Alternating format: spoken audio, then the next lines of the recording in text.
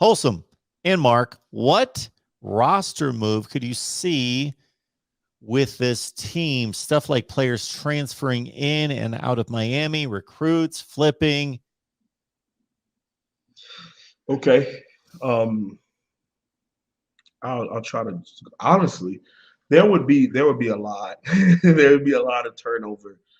As far as you've already seen a couple people, B.J. Jennings, former inside linebacker for the Miami Hurricanes, now an Indiana Hoosier, moving to the Big Ten, which I felt was always more of what he would be. He's a 6 foot, 242-pound guy. He's more of like a run heavy, hit you in the mouth kind of middle linebacker. And in a 4-2-5 scheme that the University of Miami was running under previous Coach Diaz, that stuff doesn't work. As far it doesn't fit into what they do well. As far as what B.J. Jennings brought to the table. Gervin Hall, former safety number 26 here. He is already in the portal. You got guys like Mark Pope and D. Wiggins who are in the portal. You have Cam Williams, defensive end, in the portal. So there was a lot of turnover happening already, and I think we're going to see more. As far as to put names on it, I don't necessarily know any names. Corey Gaynor, former center starter here at the University of Miami, who got hurt, things of that nature. Now Ja'Kai Clark, someone who has 3 years left of eligibility, is the starter. He's basically a center, get in and go. So Corey Gaynor is also in the transfer portal right now, effective for Miami. I think there could be a big turnover. There are some people. A Oregon Duck. I don't know if this is official. I will check his Twitter right now. But there was a certain guy, inside linebacker, former big Miami recruit, who said he was going to hit the portal. There was rumors about him hitting the portal. That guy's Justin Flo.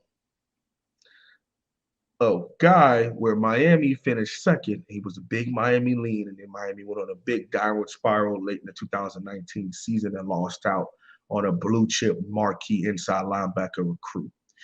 So there's that. I think that you're going to have a lot of those young men who moved away. I brought up T2, Terrence Lewis, coming from Maryland. He's in the portal right now, effective, former 4-star, 5-star linebacker. His best friend, Wesley Bassett, who was a year under him, just committed to the University of Miami yesterday. So there's that.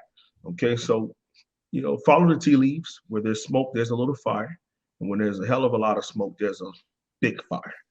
All right, so we look at something like that that's going to happen there. Again, to put names on it, I don't necessarily know too many other names, but I know that a lot of people are going to have some serious conversations with themselves, because if Miami does step up, which I believe is going to happen, we hired a marquee recruiter and a CEO type. I think he's going to bring that to the University of Miami also. So what that means is he's going to look at this roster and he's going to evaluate this roster. And there are some people he's going to have some tough conversations with, in my opinion. It's just that simple. 750 on the line. Appreciate everybody being here. Keep in mind, we're here every Tuesday with the Wholesome One as well. 1:15 Eastern every Tuesday. So you could be here for Miami Talk every Tuesday. So we'll be back here tomorrow. We'll keep doing it. It's going to be fascinating, Wholesome One. Mark, we should have more information by tomorrow. Yep. Okay, and we'll hop on and talk tomorrow, and we'll do staffs and what could happen. Big name here. Mutual interest between local Hialeah. I live my hometown in Miami, Florida, Miami Lakes, Hialeah. But Joe Brady, offensive coordinator, just got let go yesterday by the Carolina Panthers. He's from Hialeah, Florida, which is one of the cities in Miami. And I'm just saying, I don't necessarily, I'm not against it. I, for one, would like to go in the direction of a Tom Herman or something like that. But I wouldn't be juxtaposed to a Joe Brady taking the offensive coordinator gig at the University of Miami. So there's mutual interest. So we'll see. It's going to be interesting to see the approach to offensive line recruiting and development under Mario Cristobal, because that's been an issue.